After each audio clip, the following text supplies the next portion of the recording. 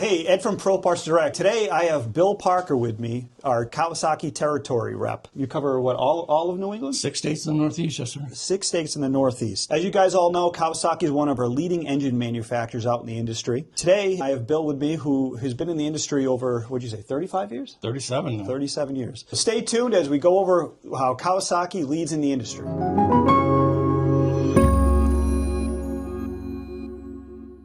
Bill, hey, you've been with us for a while. Tell us a little bit about your history in the industry and what kind of your background, where you come from. What got me into this industry, Ed, is really strange. I had a friend of mine who had a power equipment shop. Yeah. And that was 37 years ago. Wow. I walked in and asked them for a reference for a truck driving job because I didn't know what I was going to do. I feel like that's how most of us start I wanted out. to get off the boats. I wanted to stop fishing. I started turning the wrench in the shop, and that's what got me doing what I'm doing now. Oh, wow. Yeah, that's funny. I also started here as a truck driver, and now we're doing videos on YouTube. So. Do you fish? No, I don't fish. Oh, okay. Yeah, I can't even touch them. Today we're going to talk about Kawasaki. You know, they're a leading engine manufacturer. They're on all the pieces of equipment you guys use out there in the field. One of the things we want to talk about, Bill, where's Kawasaki made? Well, they're made all over the world, but their engines is what we're talking about. Their engines are primarily made in Maryville, Missouri, and Boonville, Missouri. Okay. They're also assembled, a little bit of assembly in Lincoln, Nebraska. Oh, wow. Okay. What people don't know about Lincoln, Nebraska is that's also where we make our trains. We also make a lot of our plane parts. We used to make our motorcycles and our ATVs and all that stuff there as well, jet skis. Oh, wow. Well, everyone thinks it's a Japanese brand, but I don't think they really realize how much they are ingrained in the U.S. Yeah. We've had a few reps throughout the years. It's always impressed me with your guys' parts distribution and all that. I believe you guys just built a new parts place. We did. We partnered with you. In New York, was it? No, we partnered with UPS. Okay. They do all of our distribution for us. Okay. Which works out really good for you. Yeah. So any of you guys who need parts, what's nice with that is the speed at which parts come from them is amazing. It's probably one of the best ones we have out there in the industry. We want to talk today a little bit, Kawasaki, kind of, what they do, what's special about them. What is some of the stuff you kind of see from Kawasaki coming out? The unique thing about Kawasaki, people don't realize, and what helped us through the COVID years, is we primarily make 4 blocks. Okay. They're all born the same. Yep. So they come down the line. They're all born, when they're birthed, they're cast iron sleeve, full pressure lubrication. And they're coming down and they decide, hey, I want to be an FR. I want to be an FS, an FT, an FX. Yeah. So you go this way or that way. We change carburation, fuel injection, charging systems, recoils, and that's what makes them what they are. Yeah, and I don't think a lot of people realize, because the way you do that, a lot of the blocks themselves, that bottom cover plate, they pretty much all bolt up. Yeah, right? all the same. One the same. So it didn't matter what engine you have, which allows you to kind of repower your machines with a different engine, throughout the year. So you can have a 15-year-old mower and still be able to put a Kawasaki on it. You don't have to re-drill holes. It's kind of nice. Obviously, one of the big talks now in the industry is battery, and autonomous and all that. Where do you see Kawasaki in that field and what's going on there? We've been there for so many years. It's crazy. We make robots. Yeah. We make so many things that are electrified. Our trains are all electrified. Yeah. So, we make the people, I call it the people movers, the metros for Boston, New York, Washington. Those are all made by Kawasaki. Oh, wow. From scratch in Lincoln, Nebraska. They do a lot of different things. The time isn't right for us to come out. Sure. When the time comes, I'll probably retire from this industry of carbon monoxide, and I'm okay with that. But battery has its place. Yeah, and it seems to be more and more that everybody's coming up with an option for it. I was just talking with Paul Jamison the other day, and we were talking about how propane, 15 years ago, that was going to be the big push. Oh, yeah. And it didn't really take, and now, you're seeing batteries the big push, but even now we're still seeing a little bit of a regression because it's not holding up the way they would like it to. I think before you see battery from Kawasaki, you're going to see hydrogen. Okay. And we've got the hydrogen now. We've got hydrogen motorcycle that we've developed over in Japan. Yeah. And Kawasaki actually has been developing hydrogen with others like Yamaha and Honda and Toyota. So it's something different. Yeah, that'd be interesting to see hydrogen on a mower, huh? Yeah. That would actually be pretty fun, probably work and be more efficient. In general, you see the industry kind of still heading into battery, or do you think there's going to be an option? You think it's more the hybrid question, I guess. There was a point just a couple of years ago that battery was going well over 8% of the industry. Yeah. And now we're getting back below 5% because there's a spot for it. Yeah. But it's not everywhere. I mean, it's like the gas engine. When the gas engine came out, they didn't shoot all the horses. Yeah. They just let it migrate. And as it happened, that's how they've... Now, obviously, in today's world, right, everyone's talking tariffs. Do you think Kawasaki be affected with the tariffs? Well, there's only one engine that we import, and that's a little 4.5 horsepower. Wow. With everything else being made in America, whether it's our oils, our fuels, our engines, it'll affect everybody. Right. But will it affect us hard? I don't believe so. Okay, good. Good to hear. See, we got a bunch of Kawasaki stuff out here. Obviously, knowing your history in the field and whatnot, what do you think kind of makes some of the products better? You know, we were talking about the engine oil ratings and stuff like that, and you had mentioned the 1550 is good. One thing with Kawasaki and their oils, or with anything that they do, is our thing has always been to trust but verify. Yeah. So we trust what our vendors are giving us, but we verify it. So like on our oil, we put down that it is certified. We don't just put words in a bottle like others might do. Yeah. So that's the biggest thing. Yeah, I think that's one of the biggest things you said. You know, you guys trust and verify.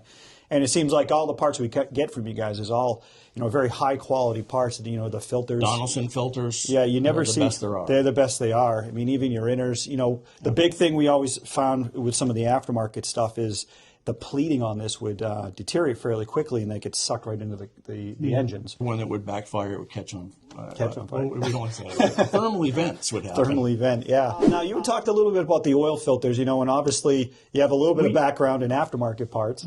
I did have a little bit of background in aftermarket parts, but our filters, just so you know, we changed vendors this year, but we didn't change the quality. So our filters have always, the heart and soul of it has always been this right here. This is, if you feel the pliability, we make that anti-drain back valve. When the only one aftermarket OEMs, automotive, don't use the material we do, and this is medical grade silicone. Wow, yeah, it's a very thick rubber. There. And so that's the start of it there, and then the filter itself. We have a metal core on the inside. Yep. We have a pressure relief. Yep. And the quality of the paper. That's usually been the quality of the paper, the amount of pleats that they use. Yeah. I don't know if you can raise this up a little bit, kind of show to everybody. He's got a cutout here of the filters. But, you know, obviously, you know, us doing parts, we see all the filters. You know, we got Kohler, we have aftermarket, we got rotary, Stens, Kawasaki, Briggs. We see them all, and by far, these are probably some of the top quality filters we see here. And a lot of people will say, well, filter's a filter. Hey, it's good. It's a black filter. It's the same thing. Yep. It's not. You know, we look at it. This happens to be an aftermarket one. Where's the drain? Where's the bypass valve? Yeah. Where's the pressure? You know, and the same thing with there's the quality of the rubber that's in that. Yeah, it's very dry. There's a lot of differences to these filters. Yeah, and it's such a little thing, and it's such a short dollar item that a lot of guys, you know, kind of just forget about. But you know, if you got a $2,500 engine on your mower here. Right. You know, an $8 filter is the first thing that they want to cut. They go, oh, I'll go to Napa or O'Reilly's and I'll just get a $3 filter. I'm not going to pay that kind of money. What are you getting? Yeah, and particularly the engine replacement side of it, it's expensive in today's world. And for quick, you know, $8 and $9 on a filter, it's an easy thing to change. As we kind of get into this a little bit, I wanted to kind of dive a little bit in more of the details a little bit here. So one of the questions we get asked at Pro Parts all the time is the end of the model number. I kind of hit you with this real quick. Yeah. What does the S and the R mean at the end of that? Like an FX 850 MS00. Yeah, S dash R dash S. Yep. So the R is for how does it affect guys, I guess? It doesn't affect them, except the R is went to the original manufacturer. So if it's going to a Wright or a Gravely or Aaron's, it's going to have a dash R. Yeah. But if it's coming to you, it's going to be a dash S, and it's in a box. Okay. The dash R is in a rack. That's what the R stands for. Yep. Anybody ever ask that question? There's the answer. It's a rack engine, or it's a single box. In Kawasaki, you know, I've been doing this for about going on 25 years now. It's always been kind of the lead, you know, the engine. Yeah, new guy compared to you. You know, and I laugh because now some of the older guys are kind of getting out of the business, you know, and I'm sort of becoming the older guy. But, you know, Kawasaki's always been the tops. It's always been kind of the engine everybody kind of strove to get. Always very smooth running. It's funny to, you know, now we kind of see full circle the breadth of the products, and I feel like the last couple of years you guys have done real well. They always do some cool things for us, so this is kind of a neat thing that if you ever get one of these flyers, they have this little QR code. It'll take you to all the engines that they carry. We put it in our Pro Parts catalog. It's definitely something that's a nice feature to have, and it's a good resource. So, Bill, you know, we've been doing this, you know, you've been in the industry for a while, me a little bit. You know, what's your take on social media now and how it's affecting the industry? What do you like about it? What do you don't like about it? In the past 2 to 3 years is when I guess right at the end of COVID is when it just blew up. Yeah. Maybe when everybody ran out of everything. They're like, okay, we got it. They just start going through, and people are doing reels. And reels is where, if you're a landscaper, if you're a dealer, if you're even a homeowner and you're making jam, it doesn't matter. They want to see real live stuff. And that's what real, I know it's spelled different, but that's what real stands for. I want to see real live. I don't want to just see pictures or words on a bottle. I want to see it being used. I'm aware, you may know our friend Chris from Beater Mowers. Sure do. Yeah, He's my neighbor. He mentions you all the time. Yeah, he's a great guy. And what's cool with him is he's a guy who's not necessarily in the industry. He's not. But loves the industry. People don't know what he does he actually has a job. Yeah, I think he's an engineer or something. I'm not 100% sure. But, it's great that even a guy like that, who's not in the industry is out there and enjoys it so much. And he's done so much to actually promote a lot of the landscapers. He promotes the industry. He really believes in it. Yeah, and he really does. So it's cool to see even guys who aren't on the outside where, growing up in the industry, I would say I've only ever seen a landscaper come through our door. And then even up here in the New England region, you don't see a lot of landscapers actually doing videos.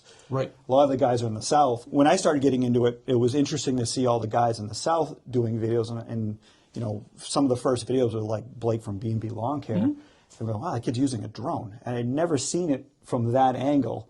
And even, as you went to GIE, which is now equipped, you never saw anybody with a camera walking around the place, and now there's crews all over the place. There's drones everywhere. There's drones. There's guys with full camera and setups. for the landscapers, it helps to show what they're doing. Yeah. A picture of the stripes. Okay, that's great. Yeah. Show me how you're doing the stripes. You want your neighbor, you want their friends, everybody to see what you're doing. Yeah, and I think it's helped kind of elevate the industry a little bit too. I think it's taken it out of that doldrums of, oh, he's just a landscaper, where now guys are showing off their work and are making it an industry to be proud to kind of be in, where I would say it probably wasn't like that 20 years ago. No. But Bill, anything you'd want to add? Anything we haven't gone over with Kawasaki? Motor oil is not motor oil. So many people go, motor oil is not motor oil. That's what we've said for years. Okay. We've got signs made of it. So many people will want to, I say, cheapen out. They go, oh, that's too expensive. I can get it cheaper at Napa or O'Reilly's or wherever. Motor oil is not motor oil, and I can't say that enough. This is designed for an air-cooled engine. Yeah. Oh, yeah, you can get $2.99 over at the auto parts store, but that's what you're going to get. So this particular oil that we use has some of the highest zinc content in the industry. Yep. And zinc is important as well as all the other additive packages. So some people might add more zinc. Hey, we have more zinc. That's great. But what do you change with the additive packages? And it's all important. It's all a big recipe to make the cake. What we do, again, like I said before, we trust but verify. Yep. Now, I think, too, in the last couple of recent years, where I think it's probably helped confuse some of the landscapers is there's so many ranges now with the oil where it used to just be 1030 and 30 weight and 5W30, and you knew one went to a snowblower, one went to the lawn tractor, and one went to the commercial guy. Then 2050 came out. Then you got 1040, 1550. And you go, Jesus, what? And we did a video on it about, its heat range is kind of more about the region of where you are in the country. It's even more important now to kind of stick with this type of oil as opposed to going to, say, your Napas or your. There's so many times. So when I started, we had one. We had straight 30. That's all we had in the set. That's all was available. Yeah. And then overhead valves started to come out. We needed 1030. And then we needed 530, and then we needed 1040, and it just kept going and going. We've got the full synthetic 1550. We've got our 2050. We recommend now a 1040, a 2050 if it's hot or oil consumption issues, or even a good 1550 full synthetic. Yeah. So as long as it's for an air-cooled engine and certified. Yeah. Now we get this question too: is synthetic versus regular? I mean, everybody's going now synthetic. Thoughts on that? I'm on the fence with that. I have to say, hey, we have synthetic. That's great. I like a blend. Yeah. Synthetic in itself, there's so much stuff you can go to Google and find all the information out that you want. But I believe in a blend. Oh, what's new? Oh yeah. What's new? We've always had our fuel. We have that canned by VP for us. We have it with using our certified FD rated oil. We send it to them. They blend it for us. We've also come out with a fuel treatment because not everybody uses that. So for the landscaper side, we wanted a fuel treatment that would clean, protect, and stabilize the fuel. And not just stabilize the fuel for the year. We want to stabilize it for 2 years because sometimes equipment sets. Yeah. They came back and they said, this is what you want. Again, trust but verify. We sent it out for third-party ASTM testing. It came back and said it does all that plus. Wow. So it's very good. It'll treat 30 gallons. It has a 1 ounce, perfect 1 ounce pour. I know you carry it. I think you've got it in the catalog, or you've got it coming out in the next catalog. Yep. So that's the newest item. Yeah. We've got a lot of things coming with Evo. So if you guys like Evo, you've seen it on a lot of equipment out there. You're going to see a lot more of it. And we've heard you. You want bigger. It's coming. All right. Well, hey, thank Bill for stopping Thanks, by man. today. Thanks for having me. Follow Kawasaki, and you'll see Bill around at trade shows. You'll probably see him in your local dealership. He's all over the place. Definitely, follow us this year with Kawasaki, and if you need any help, give us a call.